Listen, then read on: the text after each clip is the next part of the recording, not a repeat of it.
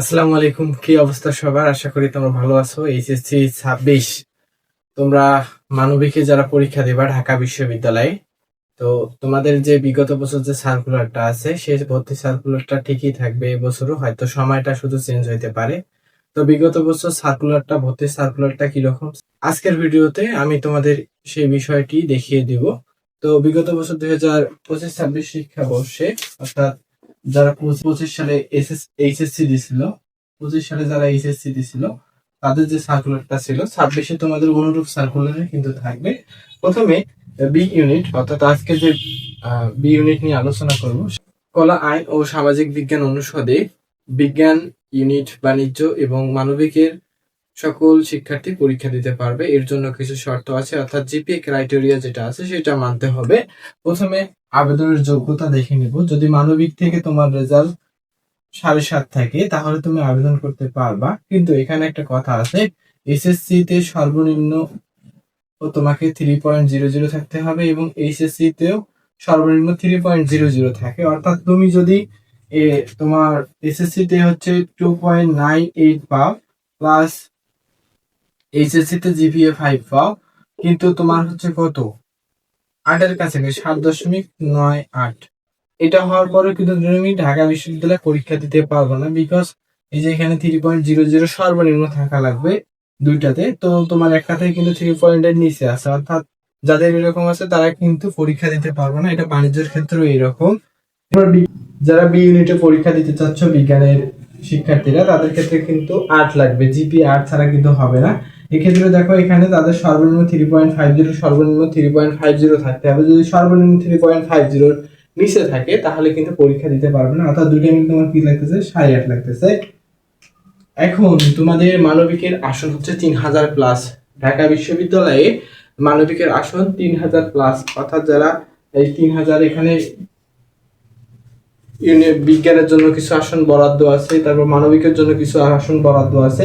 এই আসন টোটাল তোমাদের আসন 3000। এখানে দেখো টোটাল তোমাদের আসন 3000। বিজ্ঞানের জন্য এবং বাণিজ্যের জন্য কিছু আসন আলাদাভাবে বরাদ্দ দেওয়া আছে, কিন্তু এদের পরীক্ষা কিন্তু একই প্রশ্নে হবে, কিন্তু মেরিট গুলো আলাদাভাবে প্রকাশ করা হবে। অর্থাৎ যারা বিজ্ঞান থেকে পরীক্ষা দিয়েছিল তাদের কিন্তু আলাদা মেরিট প্রকাশ করা হবে, যারা মানবিক থেকে দিয়েছে তাদের আলাদা কিন্তু মেরিট প্রকাশিত হবে, যারা বাণিজ্য থেকে দিয়েছে অনুরূপ ভাবে তাদেরও আলাদা মেরিট প্রকাশিত হবে। তো ঢাকা বিশ্ববিদ্যালয়ে তোমাদের যে বি ইউনিটের যে প্রশ্ন, বাংলা, ইংরেজি এবং জিকে, সাধারণ জ্ঞান, এই তিনটা থেকে কিন্তু তোমাদের প্রশ্ন হয়ে থাকে ঢাকা বিশ্ববিদ্যালয়ে। বাংলা, ইংরেজি এবং জিকে থেকে তোমাদের প্রশ্ন হয়ে থাকে। তো এখানে দেখো বাংলাতে এমসিকিউ আসে কত 15টা, ইংরেজিতে 15টা এবং জিকেতে 30টা এমসিকিউ থাকে। 60টা, টোটাল 60টা এমসিকিউ। এবং তুমি এই সময় পাচ্ছ, পরীক্ষার সময় তোমার হচ্ছে 1 ঘন্টা 30 মিনিট। 1 ঘন্টা 30 মিনিট তুমি সময় পাচ্ছ এই ঢাকা বিশ্ববিদ্যালয়ে। তুমি পরীক্ষা যদি দাও তোমার সময় কিন্তু 1 ঘন্টা 30 মিনিট লিখিত এবং এমসিকিউ মিলিয়ে। তোমার এমসিকিউ এর জন্য সময় বরাদ্দ 45 মিনিট, অর্থাৎ 45 মিনিটের মধ্যে যদি তুমি এমসিকিউ ভরাট করতে না পারো তাহলে তোমার ওই মার্কটি স্যারেরা তুলে নেবে। অর্থাৎ যারা কক্ষ পরিদর্শক থাকবে বা ডিউটিতে থাকবে সেই স্যারেরা কিন্তু তোমার ওই মার্কটি জমা নেবে। 45 মিনিটের মধ্যে তোমাকে চেষ্টা করতে হবে এমসিকিউ ভরাট করার জন্য। এরপর যদি 45 মিনিটের আগে তুমি এমসিকিউ পূরণ করতে পারো তাহলে কিন্তু তুমি রিটেন লিখতে পারো, যেহেতু একই প্রশ্নে এমসিকিউ এবং রিটেন থাকবে, নিচে থাকবে প্রশ্ন সহ, তো সেহেতু তুমি লেখা শুরু করতে পারো। এটা হচ্ছে বিশেষ সুবিধা। ঢাকা বিশ্ববিদ্যালয়ে লিখিত আসে 40 মার্ক, 40 মার্ক আসে লিখিত থেকে, তার মধ্যে বাংলা থেকে 20, ইংরেজি থেকে 20, 40। এই দেখো এখানে বাংলাতে 15টি এবং লিখিত 20 মার্ক, অর্থাৎ 35 মার্ক। ইংরেজিতে এমসিকিউ 15টি এবং লিখিত 20 মার্ক, টোটাল 35। জিকেতে 30 মার্ক। টোটাল তোমাদের যে পরীক্ষা হবে সেখানে পূর্ণমান থাকবে 100 এবং রেজাল্টের যে মার্কটা আছে অর্থাৎ জিপিএ যে মার্কটা এটাতে থাকে 20।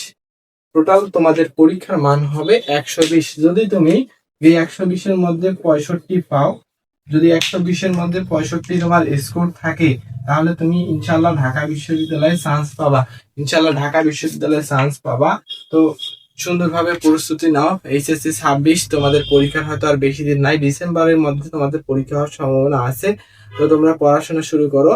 আর পরবর্তীতে বিশ্ববিদ্যালয় রিলেটেড যে কোনো বিশ্ববিদ্যালয় রিলেটেড কোনো ভিডিও পেতে চ্যানেলটি সাবস্ক্রাইব করে রাখো। আর যদি ফেসবুক পেজ থেকে দেখে থাকো অবশ্যই পেজটি ফলো দিয়ে রাখবা, আর লাইক দিতে ভুলবে না। সকলকে ধন্যবাদ।